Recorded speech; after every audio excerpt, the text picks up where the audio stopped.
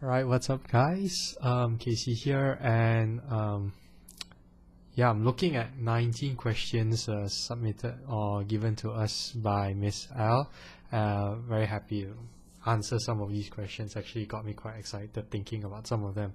So just to let you know, I was asking for some questions in my previous video and you answered in the forum, so I'm glad to answer some of these. Even if you were answering it to me or basically everyone in the forum, I'm just glad I could participate in this because I find these kind of things really fun.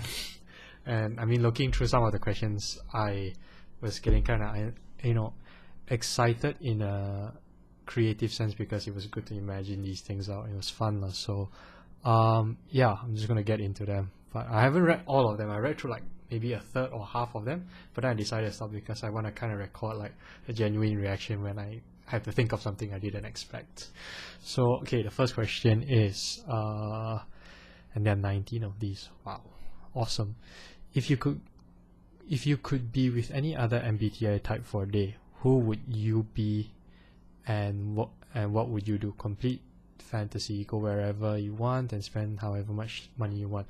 I would say that if I got to be any other type for a day, just for the day, I would like to be an ENFP. I've said that I wanted to be an INTJ before because it's more easy, because I think being an introverted, very analytical guy is how men are supposed to behave nowadays. But as for like just having fun for a day, I think ENFP, because that's just that curiosity, that adventure, that light-hearted spirit to just go out and do whatever. So yeah, I will be an ENFP, and I would like to be an ENFP maybe in Disneyland or just wherever. I mean, it could, or even as myself as an ENFJ, just going and like adventuring, just maybe trying out.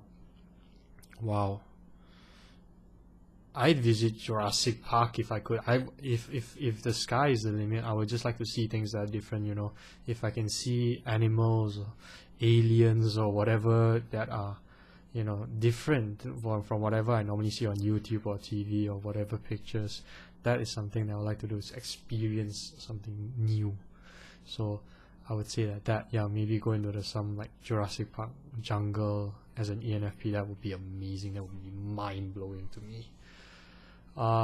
Okay, so next question. If you had to listen to one genre of music for the rest of your life, what would it be? I find it hard to answer this question because I feel that musically I'm quite diverse, but I would say that I probably can give you one song instead. In that song is basically the acoustic version of Oasis, Don't Look Back in Anger, performed by the lead singer Noel Gallagher as usual. He sang an acoustic version of Don't Look Back in Anger in Japan. It was covered. Probably I'll post the video somewhere in the description or in the comments. But yeah, I mean, if I listen to that song or on repeat for the rest of my life, I could accept it. That song, or the general vibe of that song, is basically what I go for. Yeah. Okay, next question. Where would you like to live if you could pick anywhere in the world, geography and climate wise? Again, this is fantasy. In this sense of the question, I would change it. I would sort of rephrase it or do it in a different way or answer it in a different way. If I could choose the climate or the geography, I would say maybe something like Siberian, that's snowy but not entirely snowy, like semi-snowy. You see patches of snow but not everywhere.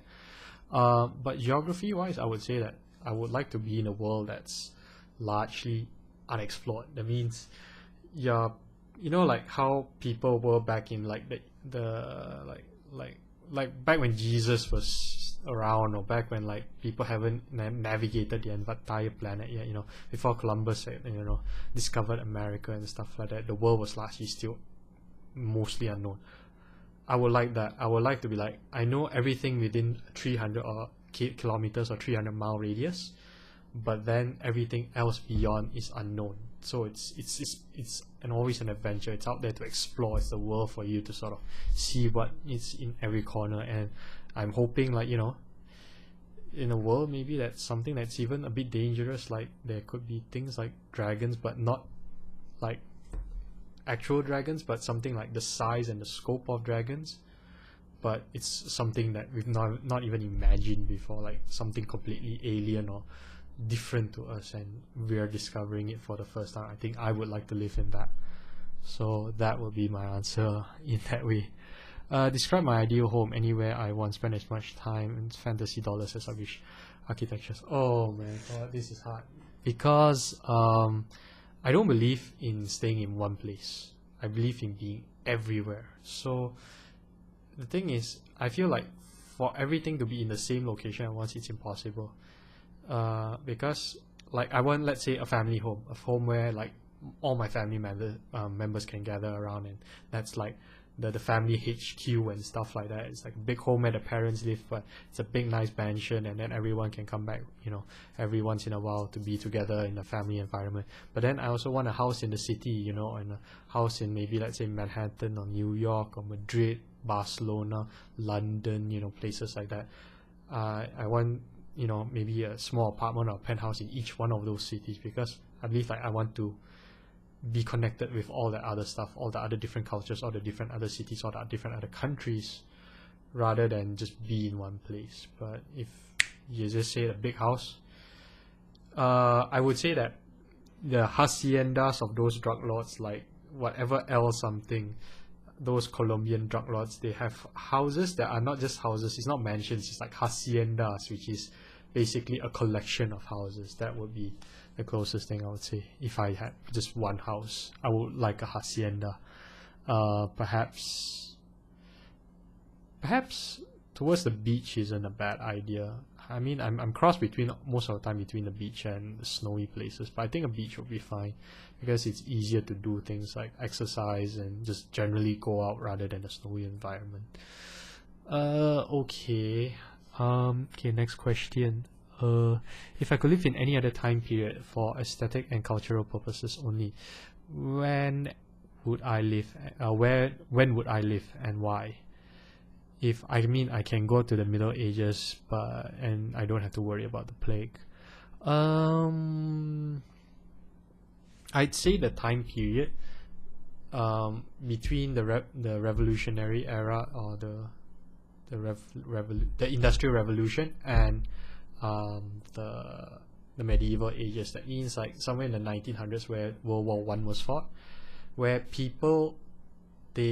there was like people like machines, and there were guns and stuff like that. There was metal and sheet presses, but at the same time people still wore like armors like knights, and there were people still carrying around swords, like that kind of thing. So I think that's cool. So I would say maybe that, and that's something that we don't get to see often. And then, since I don't have to worry about the plague or the financial meltdown, then I guess I'm fine. Okay, next question. Invent my own college major. Name the ideal course. Okay, basically create a syllabus. I would say that just because this is something that is within my field of study, I would want to create a syllabus that teaches people how to use media. Like, as in, like, people like you guys, INFPs, like INFPs, NFs in general, we are all very creative people. But at the same time, we are creative, but we are not given the means, and we are not taught how to express that creativity. So like, imagine of all the ideas, all the short stories you have in your head, someone could give you the tools and the means, like video editing and like how to do it efficiently, or create tools which are way beyond what Adobe and Sony are up to right now. Like, really, like stuff that is high end but at the same time easy to use. I don't think Premiere or After Effects and stuff like that is generally very easy. Even Photoshop is not very easy, but I would like some people to give you guys the means to create stuff, to express your art more efficiently, more easily. So I will create a course for that, or that would be something I would be focusing for, because I like art, I like expression. Why not? I mean, like, imagine if I could vlog like in a 3D hologram, like you can literally see me right now in your room, and imagine what could happen from there. So that's something that's in my mind a bit. If I had to eat one style of food or cuisine for the rest of my life, what would it be? Oh man, I don't know. My cheat answer would be Malaysian food, because where I'm from, Malaysia, our culture is such that we incorporate many different cultures of food into our culinary cuisine. So because we're a multiracial country, there are basically 3 cultures of food there. But I feel like that's cheating, because, well, it's easy. I don't think I can survive on Swedish food. I'll go crazy because their food is so plain. I like spicy stuff. But if I had to eat Indian food for the rest of my life, I don't know how would I feel about that. I think I put on so much mad weight. Chinese food is good, but it's so redundant. I really haven't figured this one out. I think I'd go with Chinese food, even though it's sad because I am Chinese and I would kind of want to do something that's different, but it's just because there's so much of my favorite foods, like a certain kind of noodles and certain kind of chicken rice they make. It's just so addictive to me that I cannot imagine like life without it. It would be so disappointing. I won't say I would die, but I'll be quite disappointed. So Chinese food, unfortunately. Imagine I'm a character joining a TV show. What would it be? Oh man, this is so easy. If I could be a fictional character in anywhere, I would love to be in Game of Thrones. I would love to be a character that's okay, I'm not going to go into detail like which story arc and stuff like that, or maybe I'll just say a bit, but I would probably like to be, I could either be more like a straightforward sword fighting warrior kind of guy, or I could be the deceitful, smart maester-ish kind of guy. I could be in Jon Snow's timeline, Jon Snow's story arc, I could be in Daenerys' story arc, but long story short, I just want to die. I want to be in Game of Thrones and die in it. I want to die like a memorable death, something that invokes some emotion from the audience. I just want to die in Game of Thrones just to like, whoa, just to get like, see how people feel about me dying. Do they sympathize with me? Do they like, wow, it's so awesome that I'm dead, you know, and stuff like that. I would love to be like Ramsay Bolton, like the cruelest character inside, and every emotion, seeing where it goes with that, without necessarily being an asshole at the same time. So that would be cool. So yeah, I'd say that Game of Thrones, and yeah, Game of Thrones bad guy, and it must be like some horrible messed up death. Either that or a death that's like, I'm so evil but I get off such an easy death that you guys hate the idea of how easy I got off it. If I could relive 1 year of my life with the knowledge I have now, what year would it be? And would you improve that year, or improve a bad year, or enjoy a good year one more time? I definitely go back to the days where I was a teenager, probably 2005 when I was 15, and I talk to myself. I try to set myself straight and help him understand, like through my experience, what are the things that that people care about and what are the things that people don't care about, and how I perceive certain things, how I perceive failure, and how I perceive like body image and stuff like that, and just yeah, I just tell myself to worry about certain things and not worry about certain things. I would tell myself not to worry about my grades so much. I would tell myself not to worry about how people feel about me when I talk to people, because life is like that. I need to just go out and talk to as much people as possible, and that's how I find the ones that like me and the ones that don't like me, because I still need to go out and talk to people. So that's like one thing I get myself to understand. You know, encourage myself to talk to girls easier, that kind of stuff. Because I came from an all boys school, messed up shit.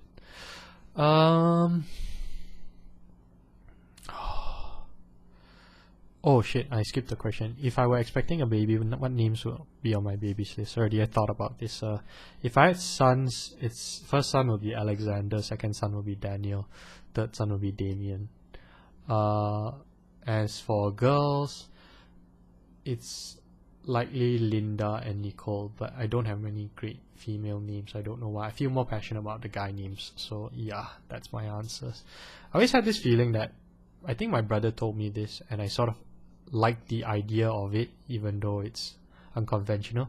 But I'm sort of, if one of my sons turned out gay, I'd be probably slightly intrigued and a bit happy about it, even though it's not like I want him to be gay or what, but it's like, this is a pleasant surprise. But I'm not going to be like totally what about it, and nor do I want to push a child towards that. But it's like, you know, I could be a super Christian and all that stuff, but like still probably encourage him to carry on with your heathen ways.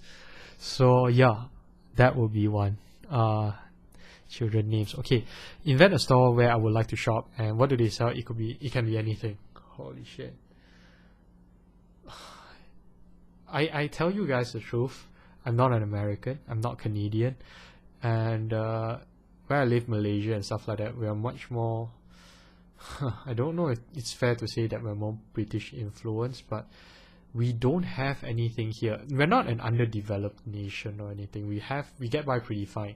But your Walmarts beat our Tesco's any day. Like, you sell everything in Walmart. It's crazy.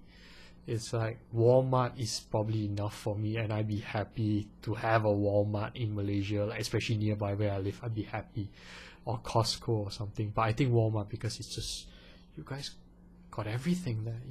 You can buy video games and guns in Walmart. You can't buy guns in my country. It's so big. It's got everything. I think you can buy a car in Walmart, if I'm not mistaken. Alright. Invent a restaurant where I would like most to eat. What would it be? What kind of food would they serve? The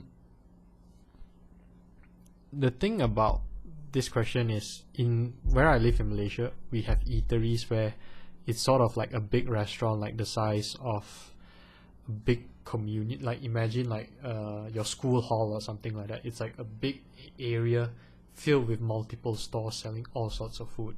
So you got Chinese noodles, you got Italian pastas, you got Western food, I mean like steaks and all that stuff.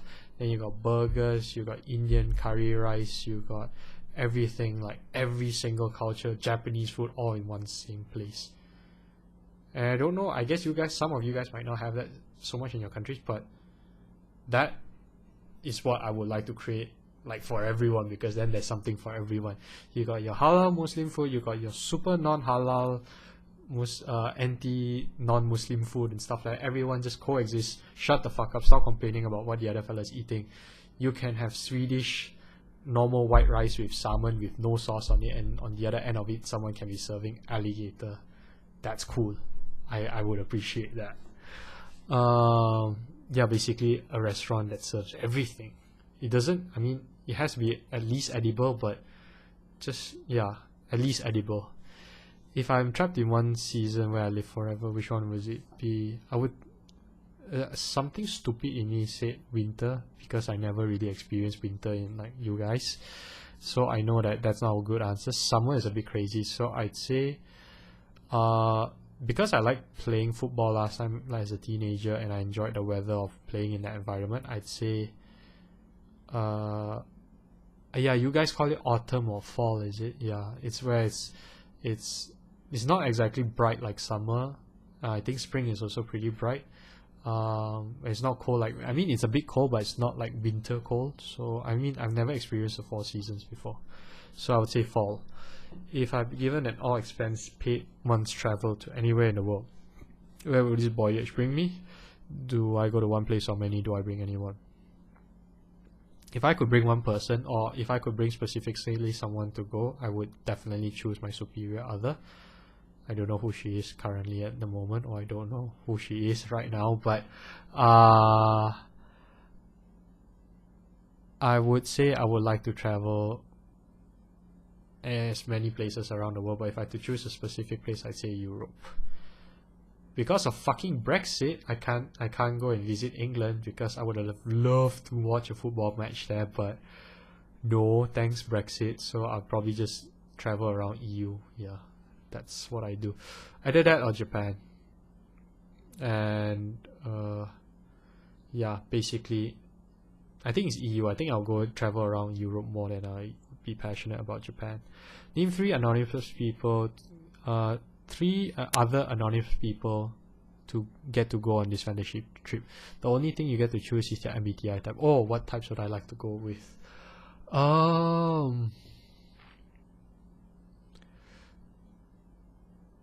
If let's say I brought my superior other, I would hope that she's either an ENFP or an INFP. So excluding that, ESFP, INFJ, and Oh, I'm tempted to say ENTP, but that guy might annoy the shit out of me.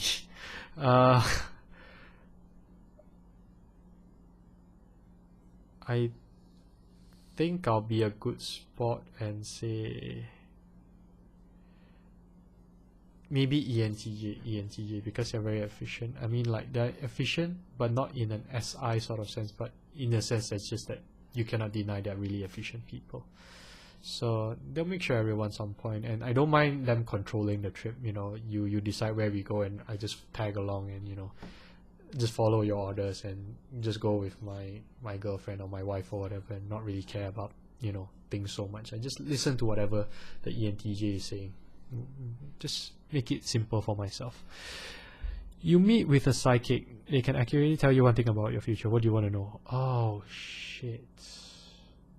Because I feel like if I ask certain things, I'm not sure if I can change my fate. Like, if I ask about my wife and the psychic told me an answer that I wasn't satisfied with, like say what you want. Guys will always say that looks are not important and shit like that, but come on, looks are important. It may not be a sense where it's like you are saying that you want a certain standard, but you might just appreciate a certain kind of look that a person has. So I'm afraid that, like, if let's say a psychic says that my wife is not beautiful to me, that I'll be like, then I'll probably decide to, like, just stay single or, like, fight the idea of it and ruin my own future. But I guess I would just want to know is like what future. Wish I could tell something. Oh,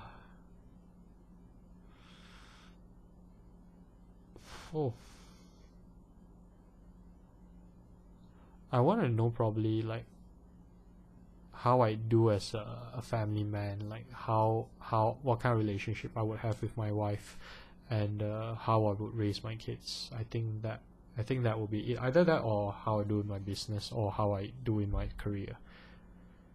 I think career because relationships is not something you need to force. You need to experience it naturally. Whereas business, sometimes you just need to know stuff, have more insight.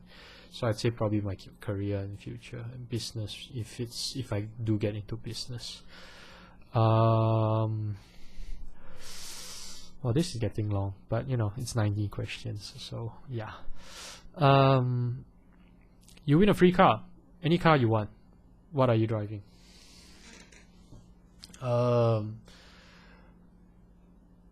There's two sides of me right now, but since this is an INFP asking me and not an ESFJ, if the ESFJ asked me this question, I'd say a Prius because I don't have to worry about gas and it's easy to drive and I'm not a particularly fast driver. But given that this is an INFP question coming from INFP, I want to answer the more not creative, but the more deep down inside my primal testosterone filled heart or whatever. I'd like to have, like, I cannot give you like a model or what, but like a Ford Mustang, something like the movie Gran Torino by with a Clint Eastwood inside and stuff like that. Those cars, those strong, simple 2-door muscle cars, like whatever Vin Diesel more or less drives in Fast and Furious series, that kind of big, sleek, like, it's not very flashy. It's like if you remove like certain accessories and just leave it in a stock kind of condition, or just spray it entirely black, it looks very simple, but you know there's a lot of power, that kind of like thing. It's not like I want to drive it fast or so, but it's more like the whole image, the whole thing just makes, to me it looks nice. So yeah, manly car, you know, I would enjoy that. Design my own theme park ride. Well, what does it look like? What's its story? Is it a thrill ride? Is it tame? Come with as many details as possible. If I invent how I will go about this is this. I will come up with like a story first, something like a HBO's Game of Thrones or whatever, but instead of Game of Thrones or Walking Dead, I will create my own sci-fi series, and I make it as rich, or I try to make it as rich and as developed as Game of Thrones and The Walking Dead. And I would then it would be like a sci-fi one with like alien invasions, stuff like that, and then I would put people then in the scenarios of one of the scenes where it's like a roller coaster ride. Maybe instead of roller coasters, it's jeeps and stuff like that, but you know, besides just standing there and screaming and stuff like that when monsters come out, you guys actually like are given like some sort of like laser blasters or machine guns to shoot the enemies away and stuff like that. So it's an interactive experience where you get to like shoot monsters away in a bumpy, scary ride with monsters, dragons, aliens, whatever coming at you and like screaming in your face and stuff like that. We could have water projectors, water sprinklers to get people where you might have hot rooms where it's like there's fire everywhere, it heats the place up. But it's something that just like you are part of because you're shooting shit as well as like zombies or whatever, but like more on aliens and like bigger, scarier, hulking beasts. Okay, that was fun. Weird science becomes a reality. A computer program that allows you to create a dream boy or dream girlfriend. Describe them. What would they look like? What was their MBTI? INFP, of course, and they look like you.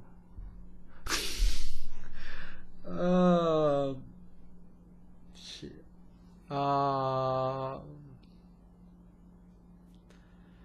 Definitely INFP or ENFP. I cannot imagine otherwise. It's straight. I cannot even decide right now between ENFP and INFP because I feel like there's a certain randomness that ENFP has, which I like, but there is a certain sense of assurance that comes with INFPs as well, which makes them so alluring.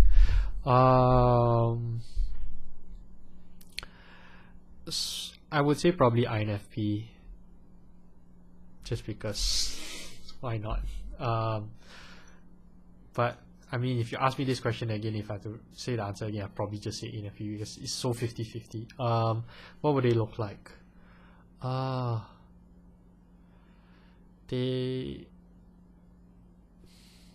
cannot decide because if like the first thing, like if I have to come up with a preset, would she be Caucasian or would she be Asian? I don't know because I appreciate both. I'm not sure if you guys are gonna. I'm not sure if I'm gonna edit this video. Probably I am. Maybe I'm not. But I would say that if she can look like anything, shit. Fuck it. I'll just say Emily Rudd. That would be enough. Emily Rudd or Brie Morgan. I think I'll either slap the answers on the forum or it's in the description somewhere. But yeah, those two. Like someone who looks like that, or maybe a cross between both of them. That would be freaking interesting. But yeah, I'd say that. Because I don't know. Because if I have to talk about it, I find that facial characteristics are hard to describe. Because sometimes there's just an overall look that you just fall in love with. But when you describe the individual parts, it sounds weird. So okay, those were my attempts at answering these 19 questions. I hope you had a fun time watching these and like trying to decipher like how my ENFJ brain works. Oh man, describe them. Maybe I'll just give like a bit more on the last bit. I don't know. ENFP, dreamy, fun, someone who just a person that has two things in almost equal measure. Like these two things are of equal priority to them and equal high priority to them. The need and the longing to be in a loving relationship and to love and to be loved. Someone who is a hopeless romantic, someone who wants to experience that, someone who wants that very much, and at the same time someone who also has a certain thirst for adventure and wants to go out there and explore as many new things as possible, wants to experience as many things.